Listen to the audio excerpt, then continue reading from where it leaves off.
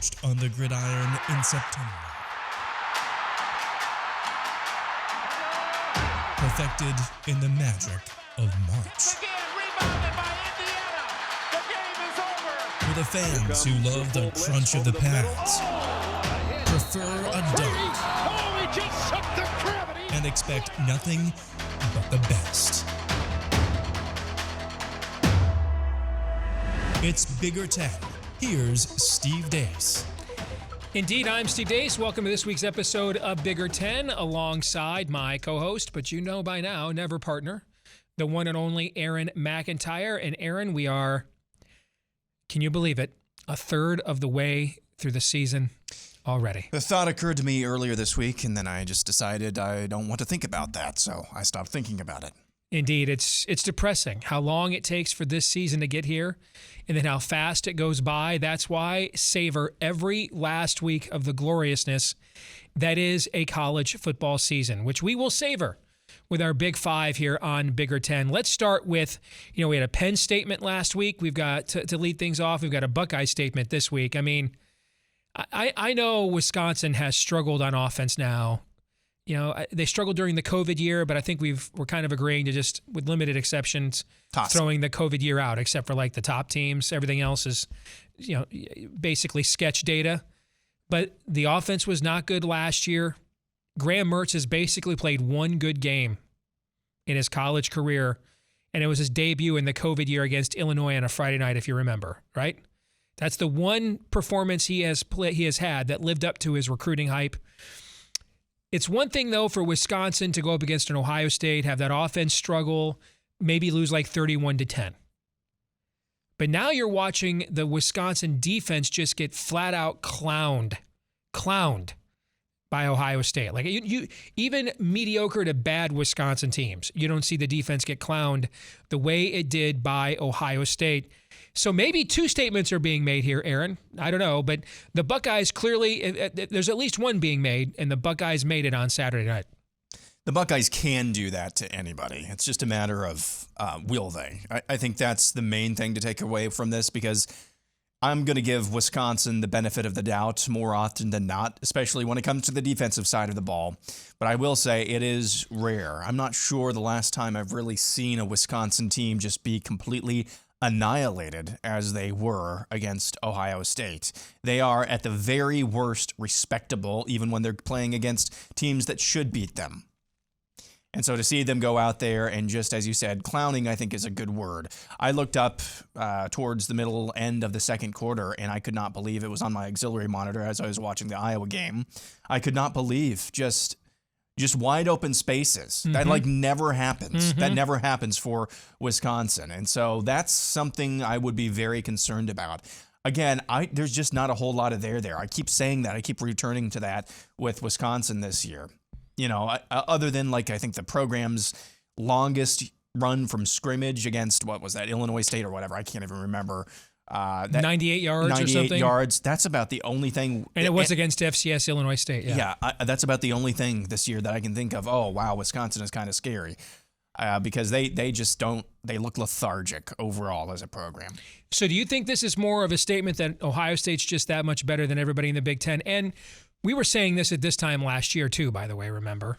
Or is that more of a statement that Wisconsin is just not there? I'm going to give the benefit of the doubt to Ohio State since, they can do that, as I said, to anybody else. I think the difference with Wisconsin this year is that they weren't killed. I mean, they got beat pretty handily by Michigan, but they weren't killed the way they were here. They've lost close games in non-conference in years past, not to a Washington State type, although Washington State is pretty good. So this is different. This feels different to me. But again, I'm going to give the benefit of the doubt to Ohio State making the statement this week. Speaking of statements, let's go to East Lansing, and maybe this is another case where the statements go both ways. Minnesota right now is an analytics darling. All the analytics and power ratings out there all think Minnesota is a top 10 team in the country. It was 34-0 going into the late fourth quarter against Sparty in East Lansing on Saturday afternoon, and it wasn't, frankly, that close. No. I mean, this was one step forward, 2 steps back for Sparty. This is as much as you will ever see a West Division team just absolutely physically deconstruct and decompose an East Division team not called Rutgers or Indiana. I mean, they just absolutely owned them. Michigan State looked like a discombobulated mess, took a punch early, could not recover, starts turning the ball over when they start coming back. And, you thought maybe they just got ambushed out in Seattle last week, Michigan State did.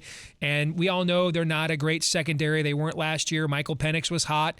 We admired the way Michigan State fought back and at least made it respectable late in the game, right? So you thought maybe that culture that we saw last year is still there.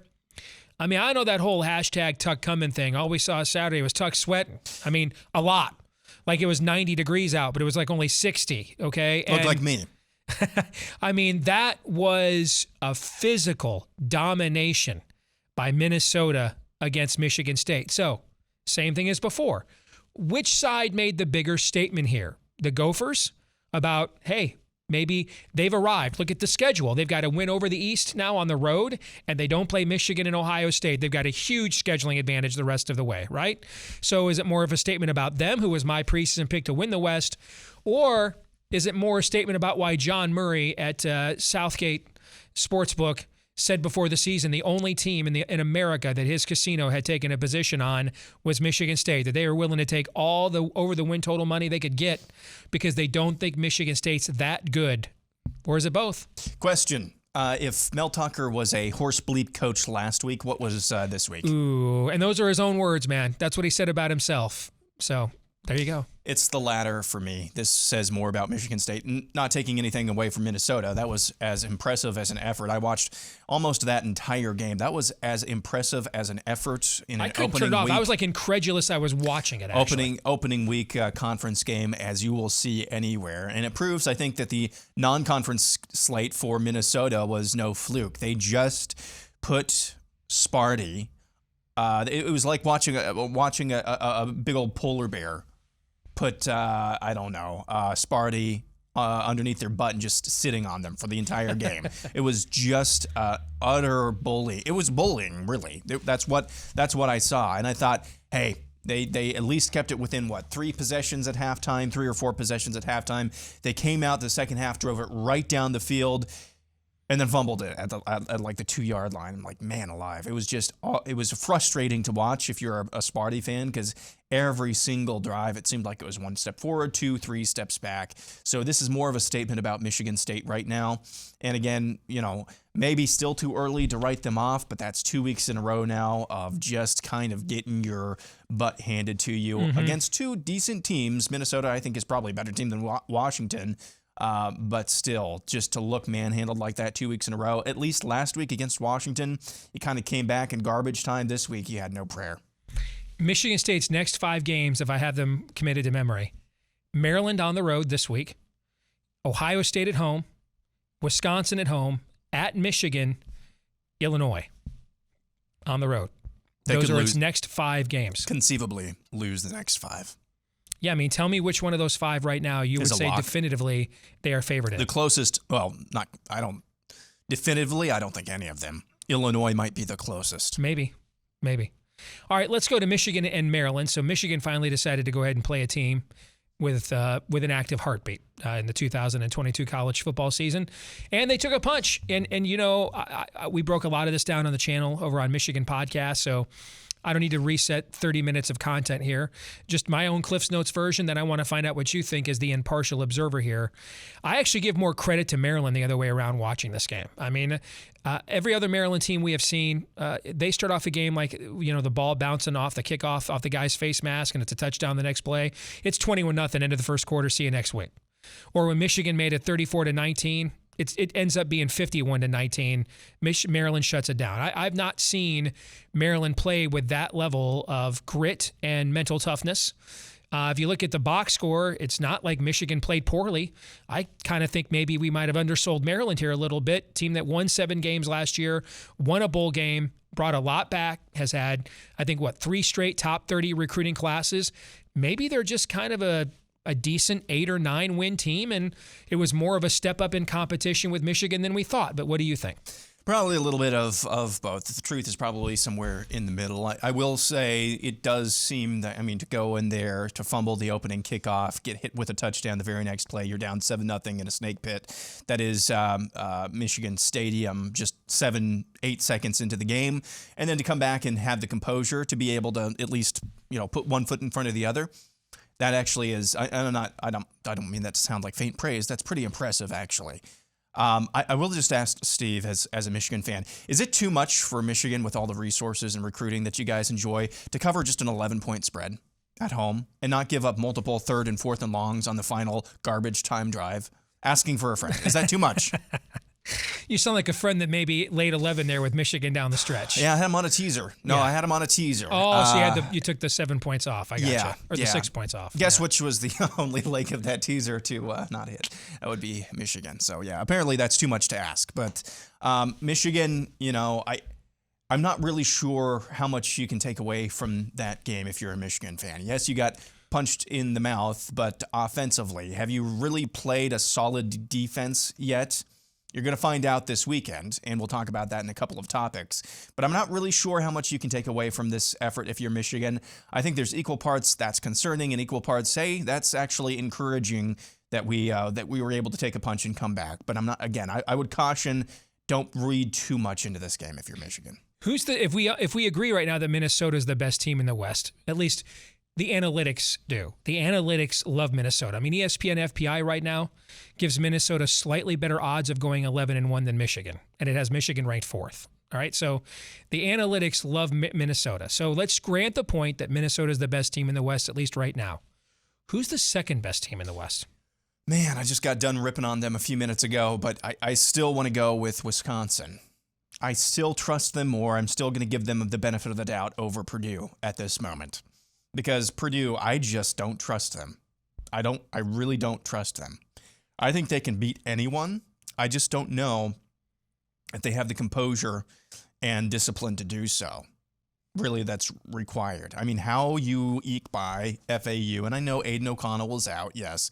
FAU, as we discussed last week, that's one of the worst teams on your roster. So what does that say about your roster then? I'm sorry, one of the worst teams in the country. What does that say about your roster then, the rest of your roster? So I'm not sure about Purdue. I just don't trust them.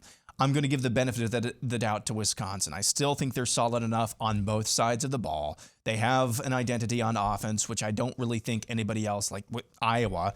What is offense if you're Iowa? I will still give that to Wisconsin, although they have not looked the part through now 3 weeks. Could the winner of Wisconsin-Illinois Saturday end up being the second best team in the Big Ten? And agreed. Yeah. Big Ten West. You have Brett Bielema going back to Madison for the first time since he took this job. That line has moved about 3 points in favor of Illinois so far this week. The rest of the schedule this week, you got Penn State's a 30-point favorite over Northwestern. Ohio State a 40-point favorite over Rutgers. We mentioned Wisconsin, Illinois is kind of sneaky good. Indiana, Nebraska, who cares? This is not Maryland. We don't really know about because their star receiver and star quarterback are game time decisions. So clearly the headline game this week is a rematch of the Big Ten championship game, won by Michigan 42-3 in Indianapolis last December. Now, everybody knows the history here. Iowa is 4-1 against your last top 5 ranked teams in Kinnick Stadium or something like that, right? One of those wins, of course, against Michigan, number 2 Michigan back in 2016. Jim Harbaugh, as a player, 0-1 at Kinnick in 1985. He lost the famous 1-2 game on the last-second field goal there in Kinnick, lost in 2016. Michigan doesn't play in Kinnick a lot, but Jim Harbaugh has never won here as a player and a coach. Michigan has not won here at all since an overtime win back in 2005. All right, so this has not been a favorable road trip, frankly, for a lot of teams in our league, but especially for Michigan. I agree with you that Michigan has not faced any kind of defense like this, and frankly, might not the rest of the year. It's possible this is the best defense on Michigan's schedule. I don't have a clue what to think about Iowa offensively. I know they put up 27 points last week, Aaron, but you had the exact same yards per play that Rutgers did. You were outgained by about 100 yards, and they had 5 more first downs, and you won by 17. Help me see, as a Michigan fan that desperately wants to be paranoid about this game, help me see how, if we don't give you short fields and a defensive score, how do you win this game? So Iowa's offense really, when we talk about driving the ball down the field, has scored 10 points in 4 games. Like driving the ball on a 60, 70-plus yard drive. That includes an FCS opponent, right? That includes an FCS opponent. And when I say drive the ball, I mean they had a couple of big runs against Nevada. You know, those are big plays. When they have 10 points on the year on actual drives that did not include long touchdown plays against one of the worst teams in FBS. So I just want to congratulate Jim Harbaugh for finally getting your first win in Kinnick Stadium. I get that Iowa's defense. I smell a trap. Iowa's defense is incredible. This actually might be. I started following football back around 2002, 2003. That's when I became a football fan. This defense, the eye test. I mean, I remember watching when I could and listening to those defensive teams. This defense might be one of the best swarming defenses I have ever seen. Like ever. Like they just swarm to the ball. It's incredible to watch. It's fun to watch, actually, especially when you're playing Rutgers. But anyway, there is no way on this astral plane that Michigan has any business losing this game because this offense is terrible. It is like a topic. It's like a topic that we talk about on this show, not to bring that in there. It is like negative efficacy bad. Like your team is worse when your offense is out on the field. So there is no way in heck that you guys have any business being any close at all. If it is a 2-score game in the third program, delete your frickin' program. There's no way in heck you should be even hanging around with Iowa or letting Iowa hang around with you. So congratulations to Jim Harbaugh. Going to get a good test. You should be able to walk out of there with a pretty comfortable win covering that 11-point spread. I'm not falling for the banana in the tailpipe. Hunker down. Going to get Iowa's best game. I know it's easy to say, well, just don't go in there and beat yourself, and they can't beat you. You know, every team that goes to Kinnick every week says that. Literally. Every team, these guys, if we don't go in there and beat ourselves, they can't beat us. The one win that a top 5 team has in its last 5 visits to Kinnick was, I think in 2019, Penn State had to score a touchdown on the last play of the game, right? Do I have that right? Yeah, no, I remember that well. Yeah, I mean, that's the only one. So I have heard this song before. Well, just don't go in there and beat yourself. Easier said than done in that stadium. That being said, I'm much happier playing it at 11 a.m. than I am at 7 o'clock at night because things get demonstrably weirder at Kinnick the later in the day it gets, right? So I'd much rather play there at 11 a.m. But hell, we went there. The last time we played there at 11 a.m. as a top 10 team was in 2011. That was Brady Hoke's Sugar Bowl championship team. We lost that game, right? We lost 2 games that year at Michigan State and at Iowa. And I covered that game. That game was at 11 a.m. So it ain't easy playing there at 11 a.m. either. I am going to the game with a Michigan fan, actually. This is the first time in Kinnick Stadium. And so I just hope he does not dress in Michigan clothing. That's all. We'll come back, play our weekly game of Would You Rather here in a moment. Steve Deace here, and we get asked all the time, how can we support what you guys are doing here on the channel? Well, one great way to do it is by supporting us on our Patreon. And by doing that, you might get a little extra support yourself as part of our Patreon supporters at patreon.com/Michigan Podcast. Pause that right there, Aaron. Scroll up just a little bit. Look at what that record is in Major League Baseball as of the time we are recording this. Over 100 games. Over 500 as we get down to the stretch run of the season. In our NFL picks contest, we started 5-0 in week 1. You may have an opportunity to more than earn the money back that you donate to us each week here on our Patreon page by signing up and getting access to our exclusive information like our exclusive handicapping picks in various sports. So thank you to all of you who support us each week here on Michigan Podcast and Bigger 10. And if you'd like to join them and maybe make a little extra money in the process, patreon.com/Michigan Podcast for as low as $5 a month. Patreon.com/Michigan Podcast.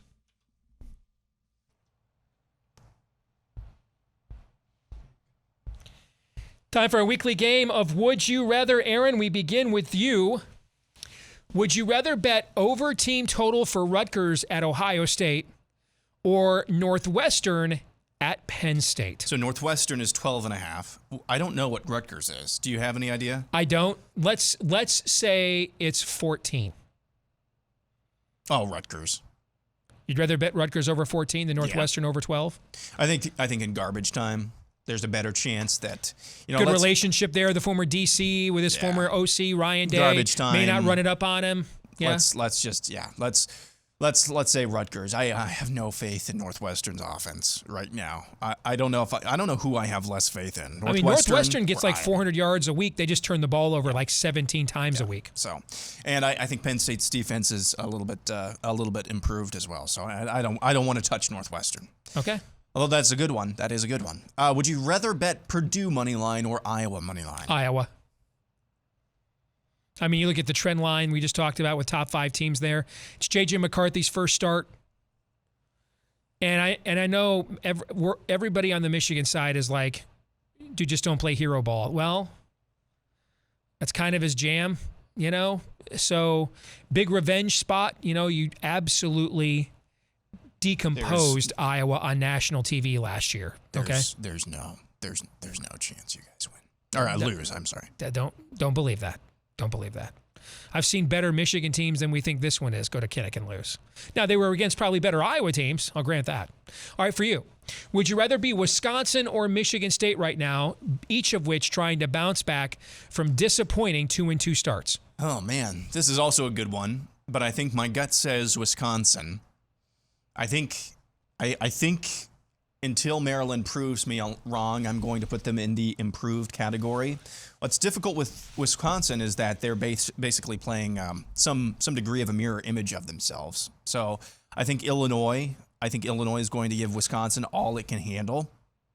But I do think Wisconsin will put some things together, and I just think Wisconsin still does what Illinois is trying to do better than Illinois can do. One advantage Wisconsin has here is they got the loss to Ohio State's already part of that 2-2, right? Yep. So Michigan State's 2-2, but you know a loss to Ohio State is still coming, right? And then Wisconsin doesn't play Michigan, and Michigan State still does. Although if you're a Michigan fan, you know that the suckier Michigan State is, the better they play against Michigan. You realize that, yes. Would you rather be J.J. McCarthy or Aiden O'Connell this weekend? I would rather be J.J. McCarthy this weekend because, one, I'm healthier. But two, I need this experience, right? This is the kind of game against this kind of opponent in this environment. This will be the absolute toughest environment that I will play in until the end of the year in Columbus. And I need this. I need to be hit by a linebacker core that every member was on the Butkus preseason watch list. I need to be hated by a crowd like I will be at Kinnick. I need that experience. And I think what I love about JJ is I think he knows that. Like, I don't think he's afraid. Doesn't mean, by the way, he'll, completely be unflappable and conquer the moment. He's human. But I think he recognizes that I need this experience and the team needs me to have this experience. So I'd rather be JJ. That'll do it. That'll do it for our Would You Rathers this week. We'll come back, wrap things up with this week's Twitter poll results and our feedback of the week next. This week's Twitter poll results: Nebraska and Northwestern played the first game of the 2022 college football season, but both have struggled mightily since. Which one is more likely to win another game this year? 58% of you said Nebraska. 42% of you said Northwestern. How would you come down on this one? I think Nebraska. And man alive, as bad as they've looked, I still think, they could even win this weekend. Against Indiana at Against home? Indiana, yeah. So, guys, I think Indiana's really bad. I really do. They got blown out. They got their doors blown off by Cincinnati. But even in their wins that they have had, that Western Kentucky thing was like a season's worth of luck in one game. Yeah. So you worry about those things regressing to the mean. So I think by far it's Nebraska. Both of them could win games. I could see Northwestern just getting into, especially if there's precipitation. Iowa Northwestern in let's see, where is it this year? I believe it's in Iowa City. I was going to say if it's in Evanston, boy howdy, the total for that game is going to be like 15. But I could see Northwestern picking off Iowa or something like that. Feedback of the week comes from Squirrel. who says a couple of fun facts on Minnesota's first 4 games. The starting defense has allowed only 3 points total, and they've only punted 3 times.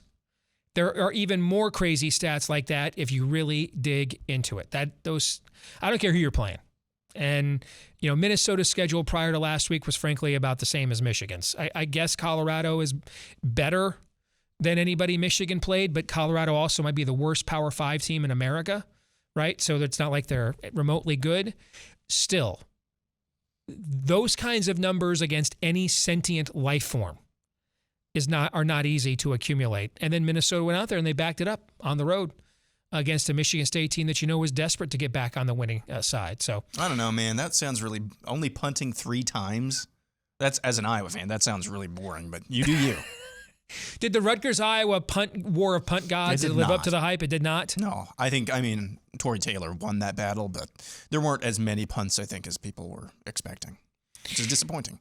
Next week, when we come back here, off the cuff, gun to your head, what do you predict is the number 1 item in the Bigger 5 on Big Ten, or Big 5 on Bigger 10 next week? Whew. Man, that is a good question. Of all of the games that we talked about this week, oh man, off the top of my head, I think the most likely thing. I'll give you 2 things, but I think the most likely thing is Michigan might have wrote the writing on the wall for at least Iowa's offense and maybe Kirk Ferentz. I think there's a good possibility for that this weekend. 2, I think there is a possibility Purdue can stun Minnesota, but that's a distant second for me. I'm going to predict number 1 next week is either an Iowa upset or Bielema wins at Wisconsin. One of those 2. That's good. I think will be the lead item on the Big 5 on Bigger 10 next week, and I'm hoping it's the latter. All right, that'll do it for this week's episode of Michigan Podcast. Don't forget to follow us on Twitter in between episodes at Bigger10, at Bigger10 here on Bigger10, at Bigger10 on Twitter. Also, like, rate, subscribe, 5-star review, share. Please help us to find, whether it's YouTube, iTunes, Stitcher, help us to find more Big Ten sports fans just like you. For Aaron McIntyre, I'm Steve Dace. We'll see you next week right here on Bigger 10.